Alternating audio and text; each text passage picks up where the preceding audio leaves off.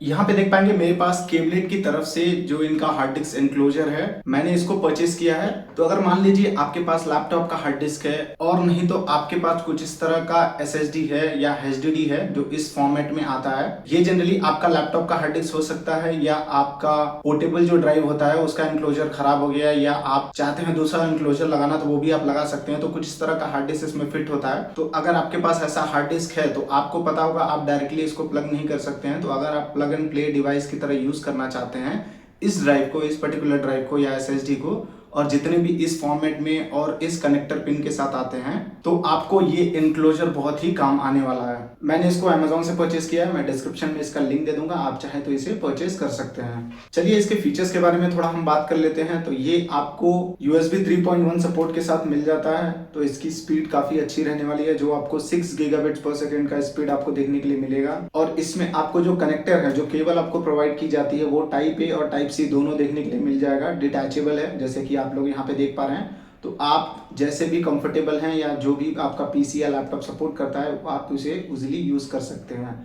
अगर आपका मैकबुक है तो टाइप सी यूज कर सकते हैं, और आपका पीसी है तो यूएसबी और टाइप सी दोनों आप इजीली इस्तेमाल कर सकते हैं। तो स्पीड काफी अच्छी रहने वाली है। हम इसका टेस्ट भी करेंगे। इसका इंस्टॉलेशन काफी इजी है, मैं वो भी करके आपको दिखाऊंगा और कनेक्ट करके भी दिखाऊंगा। और आपको पीसी में इसको कैसे यूज करना है और लैपटॉप में कैसे यूज करना है वो भी मैं आपको यहाँ पे दिखाऊंगा। यहाँ पे जो ये एनक्लोजर है, यहाँ पे क्लेम किया जाता है कि ये 6 Gbps सपोर्ट करता है, बट जैसे कि आपको पता होगा जो हार्ड डिस्क रहता है उसके ऊपर भी कंप्लीटली डिपेंड रहता है कितना आरपीएम पे वो चल रहा है या क्या टेक्नोलॉजी उसमें यूज हुई है, तभी जाके ये पूरा पोटेंशियल अपना दे पाएगा। बट ये सपोर्टेड है 6 Gbps स्पीड के लिए, ट्रांसफर स्पीड के लिए। और जो आपका 6 TB SSD है 2.5 उतने कैपेसिटी तक इजीली सपोर्ट कर लेगा। तो चलिए इसकी अनबॉक्सिंग देखते हैं और इसके साथ क्या क्या मिलता है वो भी हम देखेंगे। अभी अनबॉक्सिंग होने के बाद मैं आपको ये भी दिखाऊंगा कि कैसे इसको इसमें अटैच करना है। बहुत ही सिंपल है, ज्यादा कॉम्प्लिकेटेड नहीं होना है, सिंपल है, प्लग एंड प्ले जैसे कि मैंने आपको बताया। तो चलिए अनबॉक्सिंग में इसका दिखाता हूँ आपको। ये है हमारा केबलेट की तरफ से आने वाला बॉक्स। तो मैं हार्ड डिस्क को साइड करता हूँ और यहाँ पे कुछ इसके बारे में मैं, जैसे कि मैंने पूरी स्पेसिफिकेशन मैंने आपको दिखाई है, तो आप यहाँ पे देख सकते हैं इसको। तो चलिए हम इसकी अनबॉक्सिंग करते हैं। पूरी चीज़ें आपको यहाँ पे देखने के लिए मिल जाएंगी और हम देखते हैं इसके साथ हमको क्या क्या प्रोवाइड किया जाता है। तो पहले हमारा केबल को हम साइड रखते हैं। उसके बाद हम देखेंगे अपना एनक्लोजर। बॉक्स हमारा एम्प्टी हो चुका है, इसके अंदर कुछ नहीं है। मैं इसको बॉक्स को साइड में रखता हूँ। हम चलते हैं अपने एनक्लोजर की तरफ। तो यहाँ पे देख पाएंगे एनक्लोजर कुछ इस तरह का आता है। काफ़ी अच्छी डिज़ाइन है इसकी, और जो फील होता है वो भी अच्छा है। मतलब हैवी वेट नहीं है, बहुत ही लाइट वेट है। और यहाँ पे आपको लाइट देखने के लिए मिल जाएगा, मतलब ब्लिंक होगा जब भी हार्ड डिस्क आप कनेक्ट करेंगे। और यहाँ पे इनकी जो लोगो है और ब्रांडिंग वो सब यहाँ पे एनग्रेव मिलेगी। और साथ में आपको देखिए यहाँ पे वेंटिलेशन के लिए कुछ इस तरह का डिज़ाइन आपको देखने के लिए मिल जाएगा बॉटम पे। और बैक में कुछ नहीं है, सिंपल है। ये कुछ यहाँ पे इनका चीज़ें लिखी हुई हैं, कितना सपोर्ट करता है। जैसे कि मैंने आपको बताया 2.5 HDD SSD आप लगा सकते हैं। USB 3.1 का सपोर्ट तो इसमें है ही। और आप फ्रंट पैनल में देखेंगे तो ये आपको USB C का जो मेन है, मतलब जो इनक्लोजर है उससे कनेक्ट होगा। लेकिन अगर मैं आपको केबल दिखाऊं, जैसे कि मैंने आपको वीडियो में बताया जब मैं स्टार्ट किया था, अगर आप चाहें तो आपका जो फ़ोन होता है उसमें टाइप C to C जो केबल होता है उसको भी आप इजीली यूज़ कर सकते हैं। तो चलिए इसको ओपन करते हैं, देखते हैं इसकी केबल कितनी बड़ी है। और जैसे कि वीडियो पे हमने स्टार्टिंग में बात किया था, यहाँ पे आप चाहें तो इसे अटैच डिटैच कर सकते हैं अगर C to C टाइप चलाना है। तो मैंने बताया केबल छोटी है, तो आप चाहें तो अपने फ़ोन का C to C भी लगा सकते हैं, नहीं तो USB A to C अगर आपके पास है तो ये काफ़ी कन्वीनियंस आपको देखने के लिए मिल जाएगा। बट यहाँ पे दोनों का आपको सपोर्ट देखने के लिए मिल जाएगा। तो आप इसको क्या कर सकते हैं, यहाँ पे कनेक्ट करके अपना जो एनक्लोजर है अपने मैकबुक या पीसी से कनेक्ट कर सकते हैं कुछ इस तरीके से। ठीक है, तो चलिए मैं इसको अभी साइड में रखता हूँ और अपना हार्ड डिस्क लगाता हूँ इसमें। तो ये मेरा हार्ड डिस्क है, तो ये मेरे लैपटॉप का हार्ड डिस्क है, बहुत दिन से पड़ा था। तो ये देख पाएंगे 320 GB का है। तो मैं इसको अभी इसमें एनक्लोजर में इंस्टॉल करूँगा। तो आपको कुछ नहीं करना है, आप देखेंगे यहाँ पे जो फ्रंट साइड है इसका, आप देख पाएंगे आपको इसको होल्ड करना है फ्रंट साइड पे कुछ इस तरीके से, और आपको इसको पीछे की तरफ मतलब बैक की तरफ पुल करना है। आप चाहे तो इसे पुल भी कर सकते हैं, पुश भी कर सकते हैं, जो भी आपको कन्वीनियंस लगे। तो जैसे कि मैंने आपको बताया, तो यहाँ पे देख पाएंगे फ्रंट साइड है। आप यहाँ पे जैसे ही इसको थोड़ा सा प्रेस करेंगे, प्रेस करके थोड़ा फोर्स देंगे तो ये ऑटोमेटिकली आपका खुल जाएगा। तो ये बहुत ही ईजी है। तो एक बार जैसे ही ओपन हुआ तो आप यहाँ पे क्या कर सकते हैं, इसको ऐसे निकाल के आप इसको साइड रख सकते हैं। और जैसे कि मैंने आपको बताया कि अगर आपका हार्ड डिस्क जो है मूवमेंट वगैरह करता है, स्मॉल है, तो आप इस स्टिकर को भी लगा सकते हैं ताकि ये ज़्यादा हिले मत। ठीक है, तो ये यहाँ पे देख पाएंगे। और यहाँ पे देखिए इसकी कनेक्शन है, यहाँ पे कनेक्टर है। तो मैं अपना ये हार्ड डिस्क लूँगा, तो आपको कुछ इस तरीके से इसको यहाँ पे अंदर प्रेस करके और नीचे की तरफ स्लाइड करना है, जैसे हमने अपना एनक्लोजर निकाला था। तो यहाँ पे देख पाएंगे, यहाँ पे जाके इजीली ये अटैच हो जाएगा कुछ इस तरीके से। तो आपको मेक श्योर करना ये अच्छे से अटैच है, तो आप टॉप से भी प्रेस करके इसको चेक कर लें एक बार। और जैसे कि मेरे केस में ये कम्प्लीटली अटैच हो चुका है। अब मैं स्टिकर को निकालूंगा और यहाँ पे इसको लगा दूंगा कुछ इस तरीके से। और मैं चाहूँ तो एनक्लोजर के ऊपर भी लगा सकता हूँ ताकि ये मूवमेंट ना हो।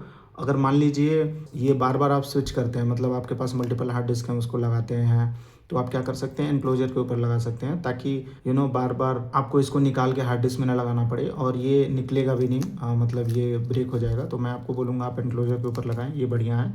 लेकिन अगर आपका परमानेंट है, आप चाहते हैं एक बार लगा देंगे निकालेंगे नहीं, तो आप हार्ड डिस्क के ऊपर भी लगा सकते हैं, जो आपकी चॉइस है। ठीक है, लेकिन मैं आपको बोलूँगा आपको हमेशा एनक्लोजर के ऊपर लगाना है। तो मैं यहाँ पे कुछ इस तरीके से लगा दूंगा इसको। और यहाँ पे लगाने के बाद फिर मैं ऐसे ही रख के इसको, जैसे कि हमने पुश किया था इसको, अब मैं यहाँ पे थोड़ा अलाइन करके और नॉर्मली मैं यहाँ पे ऐसे प्रेस करके मैं इसको बिठा दूंगा कुछ इस तरीके से। आप देख पाएंगे तो ये कम्प्लीटली फिट हो चुका है। अब मैं अपने पीसी की तरफ चलता हूँ, आपको पीसी में ले चलता हूँ। तो मैं आपको पहले बता दूँ, अगर आप मैकबुक में कनेक्ट करेंगे तो ये नहीं चलेगा, क्योंकि ये लैपटॉप है और जो इसका फॉर्मेट रहता है वो अलग रहता है, NTFS रहता है। अगर आपको थोड़ी सी भी जानकारी होगी पीसी के बारे में तो आपको पहले इसको एक्सफैट में फॉर्मेट करना पड़ेगा, तब जाके आपका ये मैकबुक में चलेगा। तो आप मैकबुक से भी फॉर्मेट कर सकते हैं और नहीं तो आप पीसी से भी कर सकते हैं। तो मैं आपको दोनों तरीके से करके दिखाऊंगा कि कैसे आपको ये करना है। अभी देखिए हमारा ये इंस्टॉलेशन कंप्लीट हो चुका है। अब ले चलता हूँ मैं अपने पीसी स्क्रीन पे और आपको दिखाता हूँ।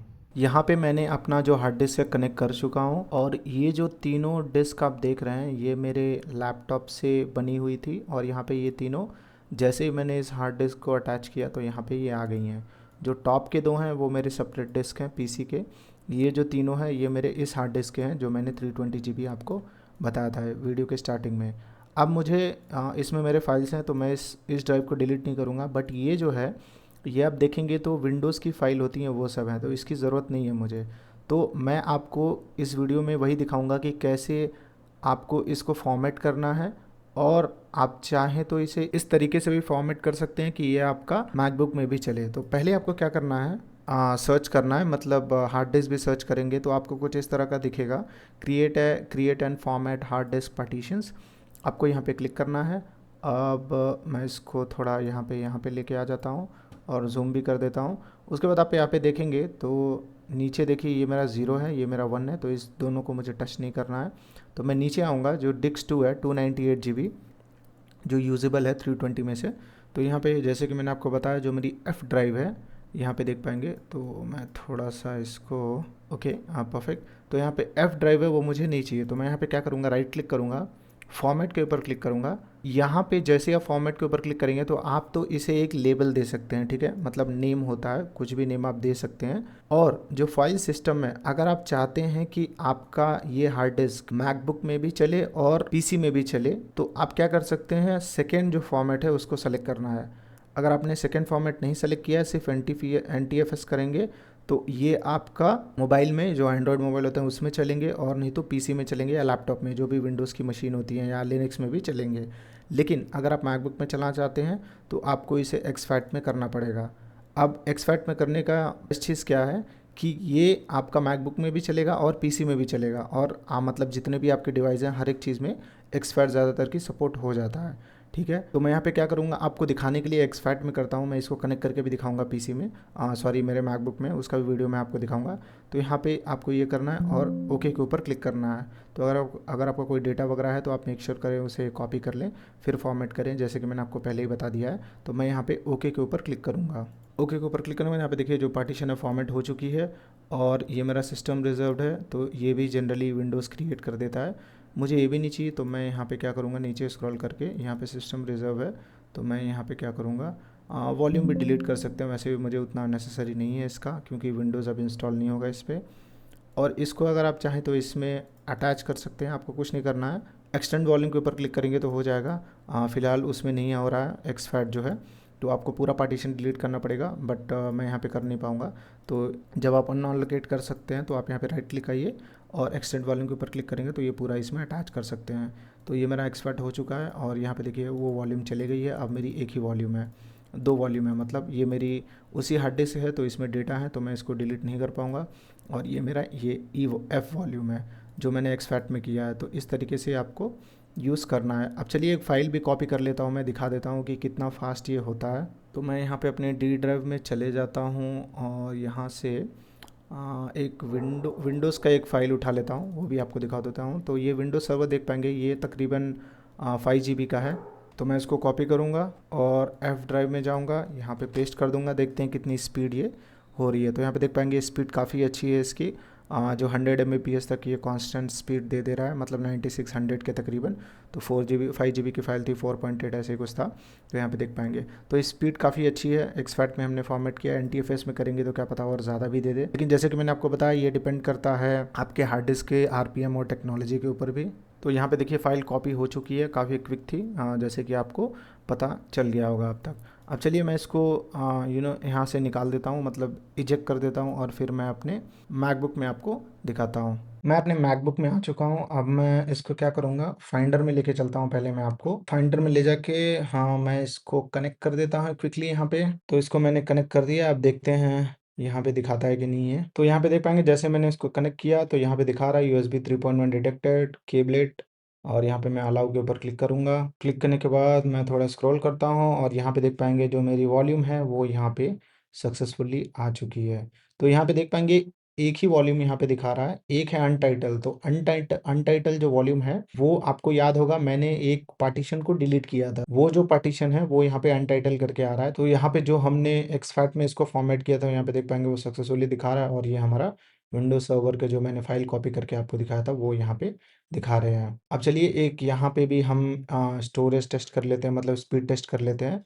तो मैं यहाँ पे एक मूवी यहाँ पे कॉपी कर लेता हूँ इसमें और देखते हैं कितना फास्ट ये चलता है। तो यहाँ पे ये सब चीज़ें हैं। तो मैंने यहाँ पे 22 GB की फ़ाइल है तो मैं इसको यहाँ पे कॉपी करूँगा और मैं अपने हार्ड डिस्क में जो न्यू वॉल्यूम है यहाँ पे जाऊँगा और यहाँ पे कंट्रोल V करके पेस्ट कर दूँगा। अब देखते हैं ये कितना टाइम लेता है कॉपी होने में। तो यहाँ पे देख पाएंगे स्पीड काफ़ी अच्छी है, इसमें भी इसकी अबाउट 4 मिनट्स दिखा रहा है। जो 4 GB की फ़ाइल है तो इसमें भी स्पीड आपको काफ़ी देखने के लिए मिल जाता है अगर आप इसको मैकबुक या PC में चलाते हैं। तो मैं इसको कैंसिल कर देता हूँ। स्पीड को आपको अंदाज़ा हो गया होगा अभी तक। अगर मान लीजिए आप इसको डायरेक्टली इसमें कनेक्ट करते हैं जो मैकबुक है, तो आपको क्या करना है, इसमें सेम चीज़ करने के लिए, फॉर्मेट करने के लिए आपको सर्च करना है डिस्क यूटिलिटी। आपको इसको ओपन करना है। इसको ओपन करने के बाद आपको उस डिवाइस को सेलेक्ट करना है जिसको हमने जिस भी हार्ड डिस्क को अपने अटैच किया था। तो ये जो आपकी ऊपर की टॉप जो रहेंगी वो आपका मैकबुक का है, तो आपको इसको टच नहीं करना है। आपको नीचे आ जाना है। तो यहाँ पे देख पाएंगे एक मेरा न्यू वॉल्यूम है, तो आपको यहाँ पे न्यू वॉल्यूम के ऊपर क्लिक करना है और यहाँ पे देखिए आपको इरेज का ऑप्शन मिल जाएगा, आपको यहाँ पे क्लिक करना है। अब आप जैसे ही क्लिक करेंगे तो आपको सेम जैसे विंडोज़ में हमने किया था एक लेबल देना है। तो यहाँ पे इन्होंने डायरेक्टली इसको नेम दे दिया है और फॉर्मेट आप यहाँ पे देख पाएंगे जैसे कि मैंने आपको बताया कि आपको एक्सफैट यूज़ करना है अगर आप PC में भी यूज़ करना चाहते हैं और मैकबुक में भी यूज़ करना चाहते हैं। तो अगर आप नहीं करना चाहते हैं तो कोई भी एक ऑप्शन यहाँ पे मैक OS का आप सेलेक्ट कर सकते हैं, बट मेरे को दोनों में यूज़ करना है, इसके लिए मैंने एक्सफैट पहले ही अपने PC में कर दिया हूँ। ठीक है, तो ये पूरा वीडियो है इसके बारे में, एनक्लोजर के बारे में। जैसे कि मैंने आपको बताया, अगर आपको परचेस करना है डिस्क्रिप्शन में लिंक मिल जाएगा, आप जाके परचेस कर सकते हैं। अगर आपको कोई डाउट है, सवाल है तो आप मुझे कमेंट सेक्शन में पूछिए, मैं ज़रूर इसका रिस्पॉन्स दूंगा। तो आई होप आप लोगों को वीडियो अच्छी लगी होगी, और अच्छी लगी है तो बने रहे हमारे चैनल पे। हम मिलते हैं अपनी अगली वीडियो में एक और नए ऐसे ही टेक टॉपिक के साथ।